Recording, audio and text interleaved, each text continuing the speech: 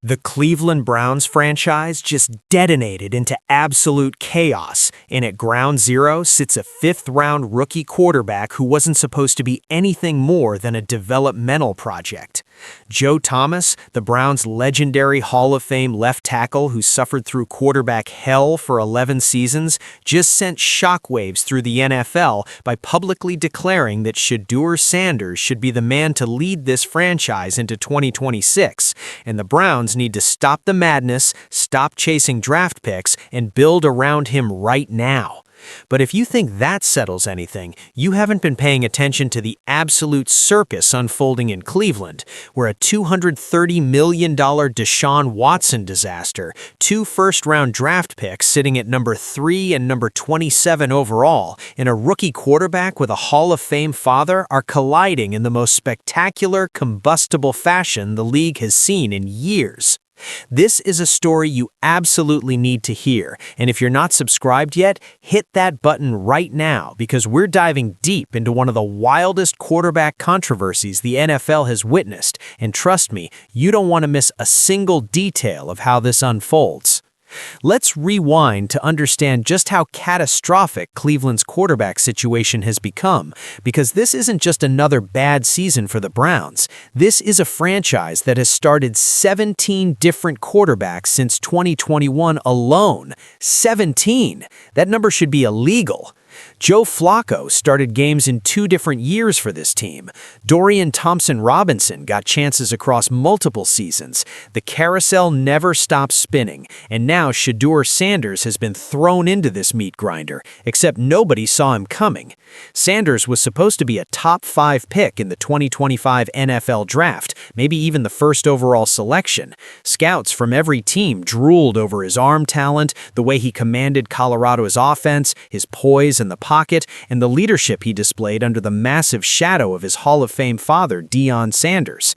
Draft analysts had him pegged as a potential franchise-changing quarterback who could step in day one and elevate a struggling organization. Then April's draft happened, and everything collapsed in the most shocking fall in recent memory. The Giants passed on him. The Steelers passed multiple times. The Ravens were reportedly interested, but Sanders allegedly made it clear he had zero interest in sitting behind Lamar Jackson for a decade, essentially blackballing himself from Baltimore. Round after round, pick after pick, teams kept passing, and the football world watched in stunned disbelief as one of the most hyped quarterback prospects tumbled down the board like a stone dropping into an abyss. The whispers grew louder with each passing selection, concerns about his attitude, about Deion's influence, about whether Shedeur would again accept being a backup, and the media circus that follows him everywhere. By the time the 5th round arrived and the Cleveland Browns finally pulled the trigger at pick 144, the damage was done.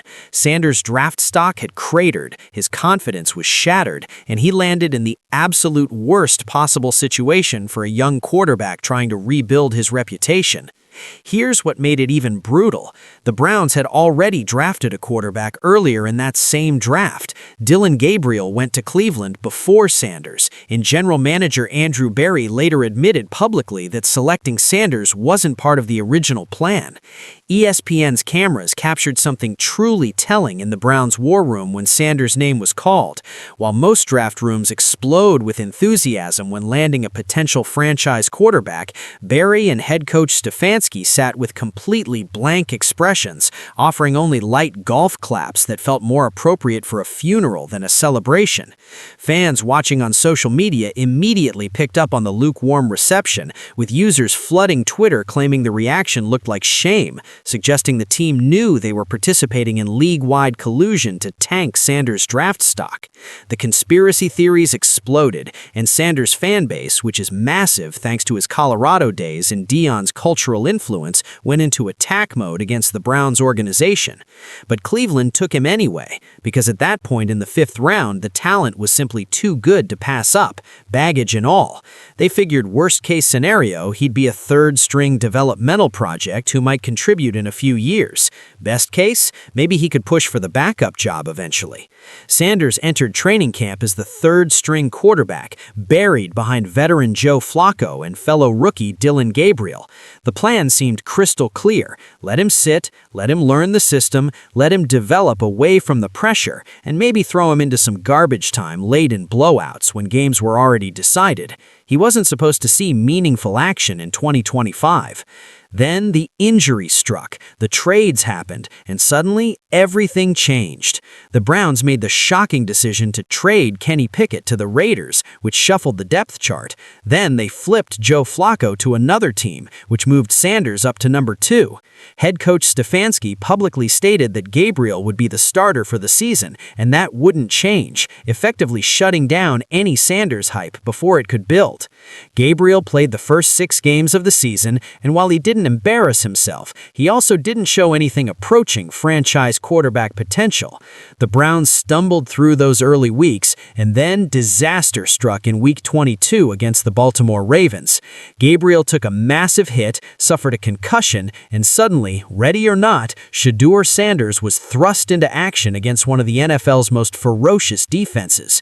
His debut was exactly what Cleveland feared it would be, an emergency situation, with Sanders forced to run an offense designed entirely for Gabriel's skill set, with zero preparation time and no game plan built around his strengths. He looked overwhelmed, making mistakes you'd expect from a 5th-round rookie being thrown to the wolves. The statistics were ugly, and national media immediately jumped on him, declaring he wasn't ready for the NFL level. But here's what got lost in the chaos. Sanders actually put his team in position to tie the game late, showing remarkable poise in a 2-minute drill despite everything working against him. The Browns lost, but Sanders earned something more valuable, a real chance. The following week against the Las Vegas Raiders, Sanders got his first legitimate NFL start with a full week of preparation and an offense designed specifically for him. And he won. Sanders became the first Browns quarterback to win his debut start in years, snapping a brutal road losing streak and giving Cleveland fans the tiniest glimmer of hope that maybe, just maybe, they'd finally found something. The coaching staff kept the game plan simple that day. Quick reads, easy completions, getting the ball out fast, and Sanders executed efficiently. He wasn't spectacular, but he was effective, and more importantly, he looked like he belonged on an NFL field. Head coach Kevin Stefanski made the decision right then and there. Sanders would remain the starter for the rest of the season, and Dillon Gabriel would not get his job back, even when healthy. That announcement created the first major shockwave because Cleveland had invested significant draft capital in Gabriel, and the organization clearly believed he was their quarterback of the future. Now, suddenly, he was benched permanently for a 5th-rounder, and the franchise's entire direction shifted in an instant. Since taking over full-time, Sanders has been exactly what you'd expect from a rookie quarterback playing behind a patchwork offensive line with receivers who lead the league in dropped passes. Wildly inconsistent, but occasionally brilliant. Through 6 games and 5 starts, he's completed just 92 of 167 passes for 1,103 yards, 6 touchdowns, and 8 interceptions, with a brutal 67.5 passer rating. On paper, those numbers are terrible, but statistics don't capture the jaw-dropping throws he's made, the way he can layer a deep ball perfectly into tight coverage, or how he extends plays with his legs when the pocket collapses around him instantly. His best performance came in Week 14 against the Tennessee Titans, when Sanders absolutely exploded for 364 passing yards and 3 touchdowns through the air, plus another touchdown on the ground. He became the first Browns rookie quarterback this season to eclipse 300 passing yards, and he did it against a defense that wasn't giving anything away easily. Sanders showed the kind of playmaking ability that made him a top prospect coming out of Colorado, and suddenly the entire conversation shifted. National analysts who'd written him off started walking back their criticism. Browns fans who'd been skeptical began posting highlight reels on social media. Former NFL quarterback Chase Daniel went on air to say Sanders was making major strides and deserved serious consideration for the 2026 starting job. The momentum was building. Then came Week 17 and the game that changed everything. The Browns hosted the Pittsburgh Steelers in a matchup that meant absolutely nothing for Cleveland's playoff hopes. They were 3-15 and headed for a top 3 draft pick, but everything for Pittsburgh's AFC North title chase. The Steelers needed a win to clinch the division. Conventional wisdom said Pittsburgh would roll, especially against a Browns team starting a struggling rookie quarterback. Sanders wasn't spectacular that day, completing 17 of 23 passes for 186 yards, 1 touchdown, and 2 interceptions, but he managed the game well enough in the first quarter to help Cleveland build a 10-point lead, and the defense did the rest. The Browns shocked the football world with a 13-6 upset victory that sent the Steelers into a must-win situation against Baltimore and prevented Pittsburgh from clinching their first division title since 2020.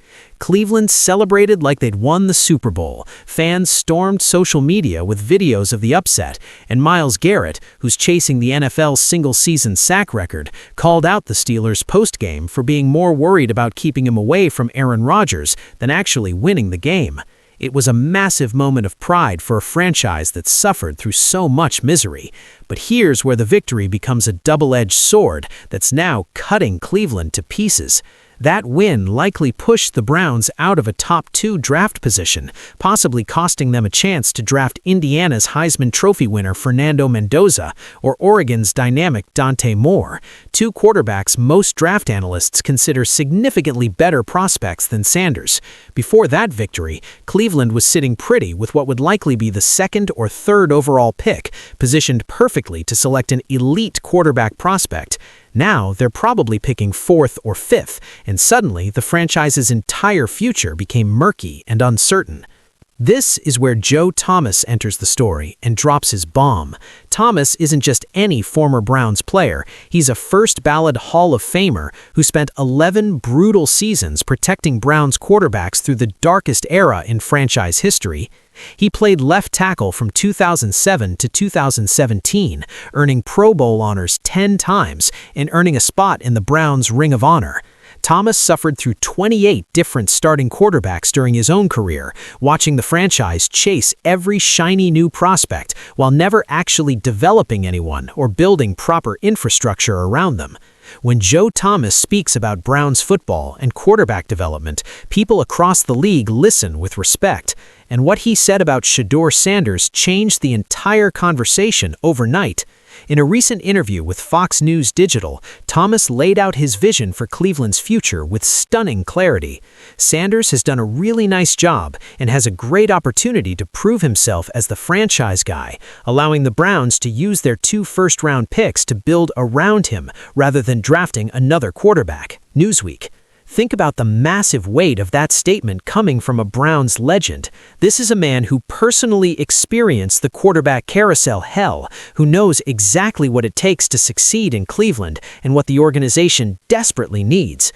Thomas explained that Sanders must operate within the offense's structure while still being unleashed to make the explosive, off-schedule plays that made him such a weapon at Colorado, exactly the kind of playmaking Cleveland hasn't gotten from other quarterbacks this season.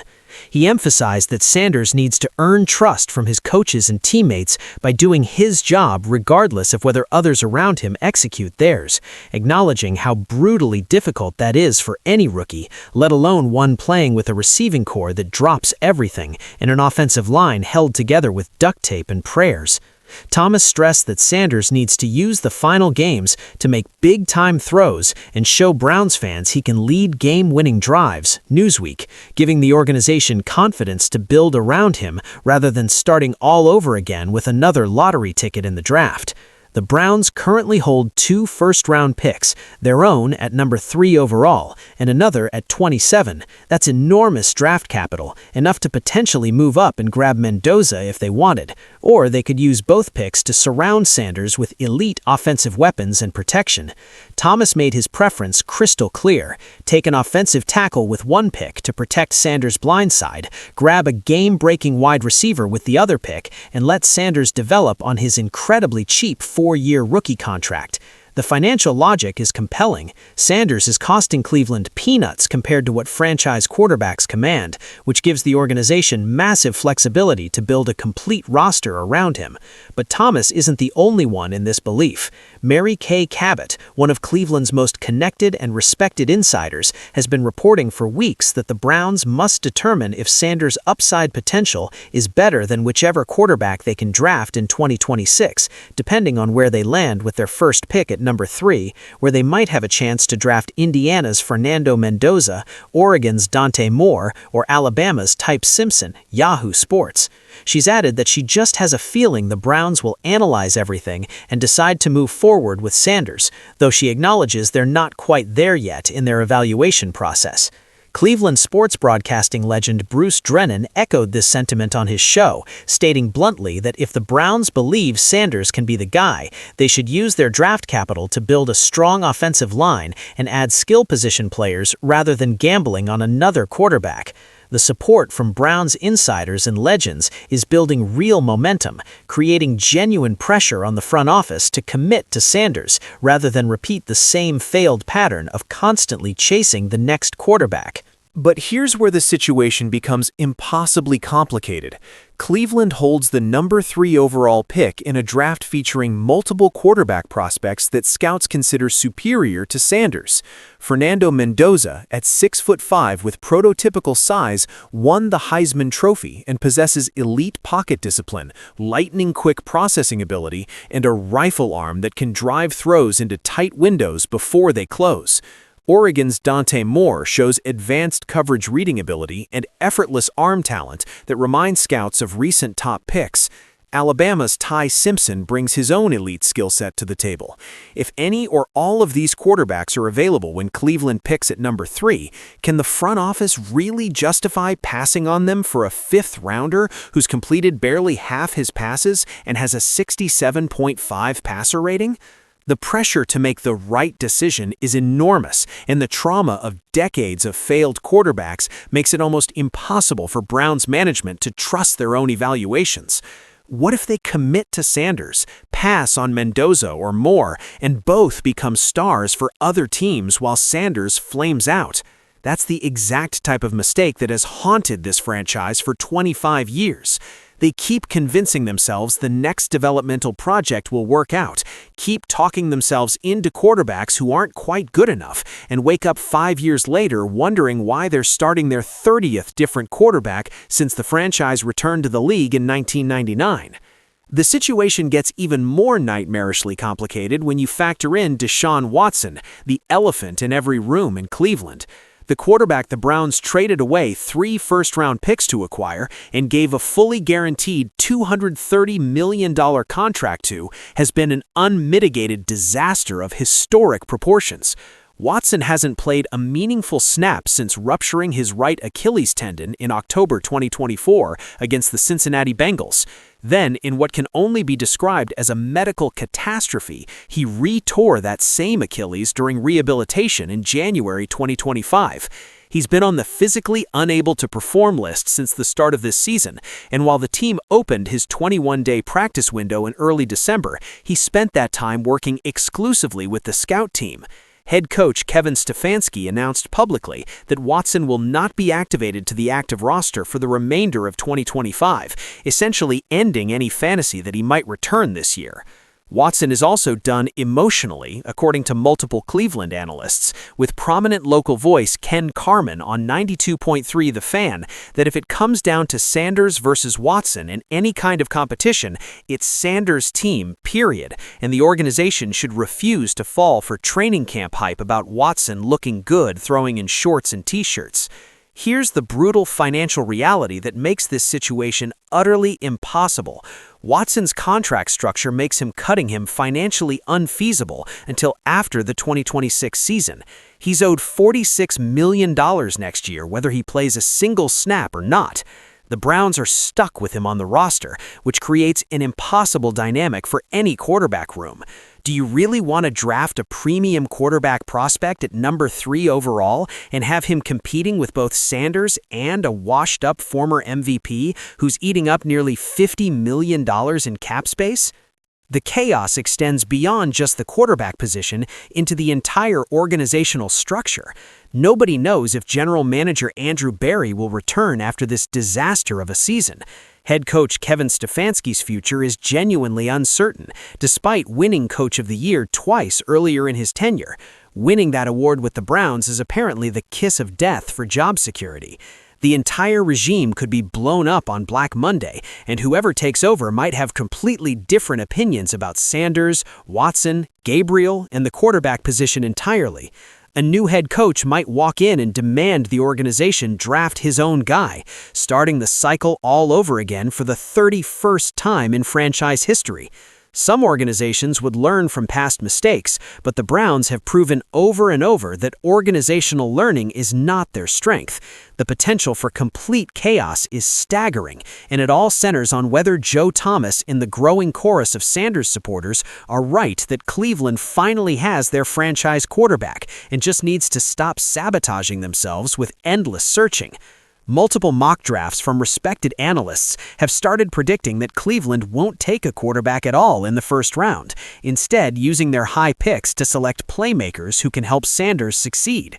ESPN's projections have the Browns taking Ohio State wide receiver Carnell Tate with one of their picks, while other drafts have them grabbing Arizona State's Jordan Tyson, both considered elite receiving prospects who could give Sanders the weapons he desperately needs. The logic is sound and compelling. If you're going to commit to Sanders, surround him with talent and see what happens. Use those first-round picks on a dominant left tackle to protect his blind side and a game-breaking receiver who can win one-on-one battles downfield. Give him a full offseason as the starter, let him develop chemistry with his weapons, and evaluate him properly throughout 2026 before the quarterback class of 2027, which potentially includes generational talents like Arch Manning, becomes available. But here's the terrifying counterargument that keeps Browns executives up at night. What if Sanders isn't the answer, Cleveland passes on Mendoza or Moore, and both become perennial Pro Bowlers for divisional rivals? This is the exact nightmare scenario that has defined Browns' futility for decades. Longtime Cleveland radio sports host Tony Rizzo reported on his ESPN show that he's hearing the Browns are leaning towards taking a quarterback in the April draft, though he acknowledges Sanders has progressed, is accurate, and is good downfield. Yahoo Sports' Rizzo's co-host Chris Oldach pushed back, saying he likes what he sees from Sanders and believes if you give him an offensive line, weapons, and proper coaching, the Browns can win games. The debate has created legitimate warfare within the organization and fan base. Radio hosts scream at each other on air daily, social media has become a toxic battleground, former players pick sides publicly. Some insiders report the front office is genuinely torn about which direction to take, with different factions pushing for different solutions. Mary Kay Cabot has raised a crucial point that many people are overlooking in all this chaos. Sanders is a fundamentally different animal when it comes to media attention and social media presence, and you can't just sweep that under the rug when making roster decisions. The question isn't merely whether Sanders can play quarterback at an NFL level, it's whether the Browns want to deal with what she called the Shedeur circus and all the outside noise that comes with having him on the roster if he's not the clear starter. This was precisely the problem that caused him to slide in the draft in the first place. Teams loved his talent, but feared the distraction factor, worried about having a high-profile backup with a famous father who commands massive media attention and a social media following counted in millions. If Cleveland drafts Mendoza or Moore and Sanders is relegated to backup duty, what happens then? Does Deion Sanders start creating content criticizing the organization on his massive platforms? Does Sanders' millions of followers flood social media with criticism every time the starter struggles? Does the drumbeat for Sanders to play become so loud and overwhelming that it creates a toxic quarterback controversy that poisons the entire locker room? These aren't hypothetical concerns, they're real organizational nightmares that keep general managers awake at 3 in the morning. On the flip side, what if Sanders actually is the answer and the Browns are too traumatized by past failures to see it? What if those flashes of brilliance weren't flukes, but genuine glimpses of franchise quarterback potential being smothered by the worst supporting cast in professional football? Consider the circumstances Sanders has been operating under. Sanders came into this season with plenty to prove, after once being projected as a top draft pick, but entering the NFL as a fifth-rounder and fourth in line at his position in Cleveland, dogs by nature. The receiving corps has been absolutely terrible, generating just 220 targets through 14 games, third fewest in the entire league. Jerry Jeudy, who was supposed to be a proven one receiver after coming over in a trade, has been a massive disappointment with hands of stone, dropping critical passes in crucial moments. The offensive line has been decimated by injuries all season, with only one starter avoiding significant missed time, leaving Sanders constantly under pressure and running for his life. The running game has been abysmal, putting enormous pressure on Sanders to create offense through the air against loaded boxes and aggressive defenses. Rookie tight end Harold Fannin Jr. emerged as Sanders' most reliable target, but he went down with a fractured fibula in Week 26, robbing Sanders of his security blanket for the stretch run. After the Steelers' victory, Sanders himself showed remarkable maturity and self-awareness in his post-game comments, calling the win bittersweet because he felt the offense needed to do more and he personally needed to perform better, refusing to be satisfied with generating only 13 points, even in victory. This is exactly the mindset Joe Thomas wants to see from a franchise quarterback, someone who holds himself accountable and demands more even when the team wins. But Sanders has also been brutally honest about his uncertain future, repeatedly telling reporters that nothing is promised going into next year, so he stays in the moment and focuses on what he has to do now to even be here next year, Sports Illustrated. When asked point blank whether the team is committed to him beyond this season, Sanders made clear he doesn't own the organization and can't promise anything will happen, acknowledging he's not God and can't dictate the future. That level of self-awareness and humility is genuinely refreshing, especially from a player who came into the league with a reputation for cockiness and attitude problems. Even veteran legend Aaron Rodgers, who at 42 is playing for the Steelers in what's likely his final season, sought out Sanders after the Week 17 loss to offer personal encouragement, telling the young quarterback he's rooting for him and is proud of what he's seen. Steelers head coach Mike Tomlin also made a point to tell Sanders, "Good job, young man, stay up," after the game, showing respect for how the rookie is carrying himself through this crucible. These moments of validation from NFL royalty matter tremendously, especially for a player whose confidence was absolutely shattered by the draft experience. The chaos is reaching fever pitch as the clock ticks toward Black Monday and the draft. Longtime NFL insider Josina weighed in on the situation, stating emphatically that it's already clear that the Browns' best and most cost-effective decision is to build around Shedeur Sanders, who's only costing them $4.6 million on a 4-year deal in this day and age of NFL quarterback money, Dog Pound Daily.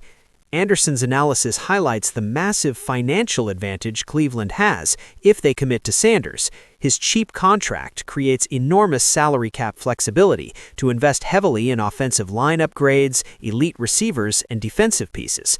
Compare that to drafting a top-5 quarterback who'll immediately command a massive rookie salary, or to Watson's $46 million cap hit in 2026, and the Sanders option becomes financially compelling. But will ownership and management have the courage to fully commit, or will they hedge their bets and bring in more competition, creating the exact quarterback controversy that dooms teams to mediocrity? The fact that Joe Thomas had to go on national media and essentially beg the organization to stop the quarterback carousel and commit to the rookie they already have speaks volumes about how profoundly dysfunctional this situation has become.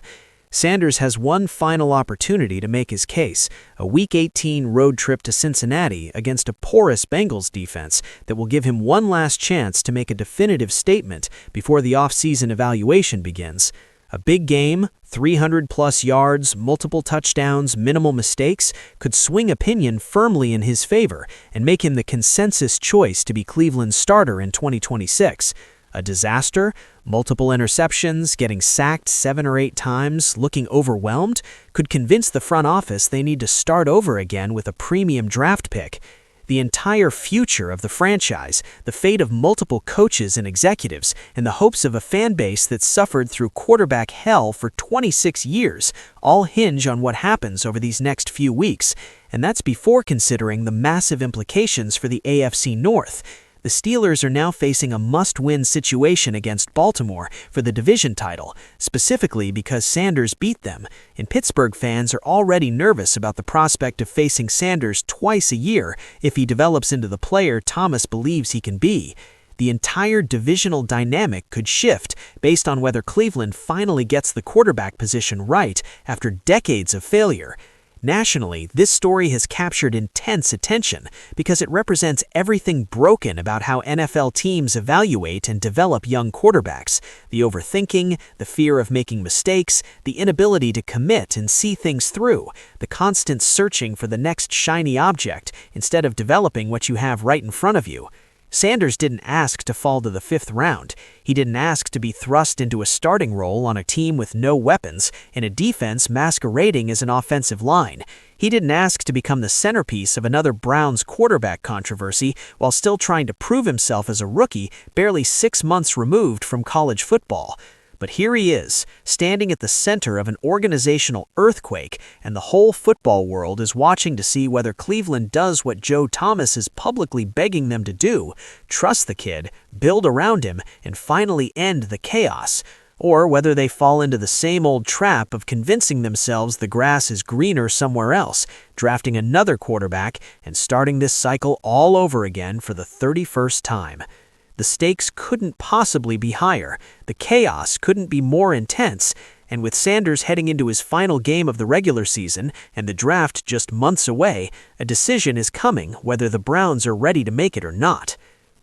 This story is based on current reports from NFL insiders, public statements from former players and analysts, and ongoing developments within the Cleveland Browns organization as of early January 2026.